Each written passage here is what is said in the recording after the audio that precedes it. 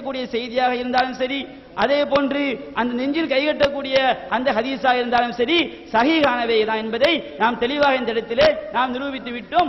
இன்னும் ஒரு சில விஷயங்கள் இருக்கு, அதை நாம் என்ன செய்வோம், அடுத்தடுத்து தெளிவுபடுத்தும். அடுத்து கஞ்சா சாப்பிட்டது, விபச்சாரம் பண்ணது, அடுத்த மனைவியோட விபச்சாரம் செய்து தன்னுடைய மனைவி என்று சொன்னது, திருடுவது, இதை பற்றி அவங்க என்ன செய்யணும், தெளிவுபடுத்த வேண்டும்.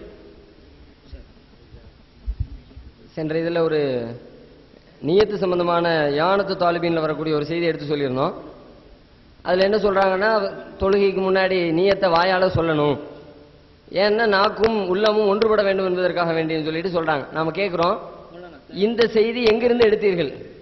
ரசூல் ஸல்லல்லாஹு அலைஹி வஸல்லம் ஹதீஸ்ல எதுல இடம்பெற்றிருக்கிறது? இது சுன்னத் என்பதற்கு என்ன ஆதாரம்? இது சுன்னத்தாக்கப்பட்டிருக்கிறது என்று சொல்லி இருக்கிறீங்களே, சுன்னத்னா முதல்ல என்னன்னு தெரியுதா உங்களுக்கு? ரசூலுல்லாஹ் செஞ்சா சுன்னத்து, ரசூலுல்லாஹ் சொன்னா சுன்னத்து, ரசூலுல்லாஹ் அங்கீகரிச்சா சுன்னத்து.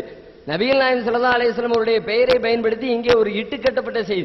ரசூல் ஸல்லல்லாஹு அலைஹி வஸல்லம் அவங்க சொல்லாத ஒன்ன சொன்னதாக ஒரு பொய்யாக கற்பனையாக ஒரு செய்தி எழுதி வச்சிருக்கிறாரு. இவரை பற்றி உங்களுடைய நிலைமை என்ன?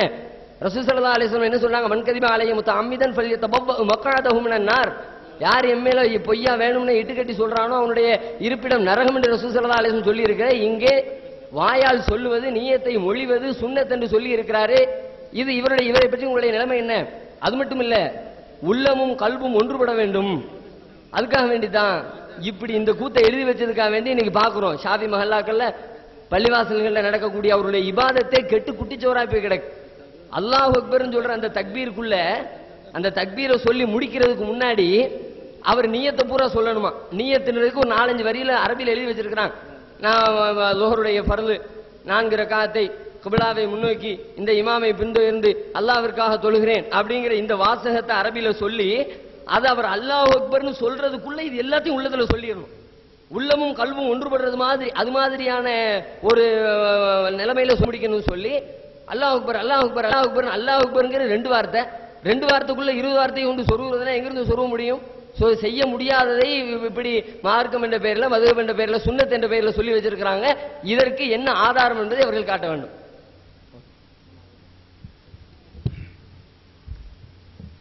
அன்பிற்குரிய சகோதரர்களே, நம்ம எவ்வளவுதான் எடுத்து வைத்தாலும் ஒன்றுக்குமே அவங்க பதில் சொல்லலை என்பதை நீங்கள் கண்கூடா பார்த்துக்கிட்டு இருக்கிறீங்க.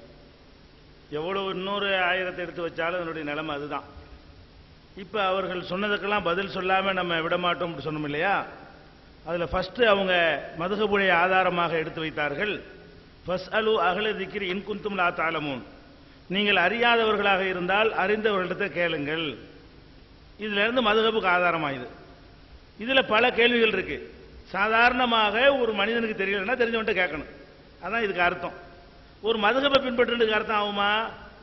அப்ப ரசூல் ஸல்லல்லாஹு அலைஹி வஸல்லமுடைய சஹாபாக்கள்லாம் வந்து இந்த ஆயத்தை எப்படி அமுல்படுத்தியிருப்பாங்க? மதுஹபை பின்பற்றினாங்களா? அப்ப அது விவரம் உள்ளவர்கள்ட்ட கேளுங்கள் தான் அது கூட எல்லாம் சொல்றான். விவரம் கெட்டவர்கள் நிரூபிச்சிட்டோம். மதுஹப் நூல் எழுதின ஆட்களுக்கெல்லாம் ஒரு விவரம் இல்லை, கூறும் இல்லை, ஒரு இஹ்லாஸ் இல்லை, ஒரு இறையச்சம் கிடையாது, குர்ஆன் ஹதீஸ் நாலேஜ் கிடையாது, ஒரு அசிங்கம் ஆபாசம் ரொம்ப கேவலமான விஷயம் பொய் புழுகெல்லாம் வந்து அள்ளி போட்டுருக்கிறான்னு காட்டும். அவங்கள்ட்ட போய் கேட்க இயலுமா? அந்த ஆயத்துப்படியே வருகிறது. விவரம் உள்ளவங்கள்ட்ட தான் கேட்க சொல்றான், அஹ்ல திக்ரி. அப்ப விவரம் உள்ளவங்கள்ட்ட கேட்கணும் என்பதுல இருந்து விவரம் கட்டவங்க எழுதின இந்த கிதாபுகளை பின்பற்றக்கூடாது.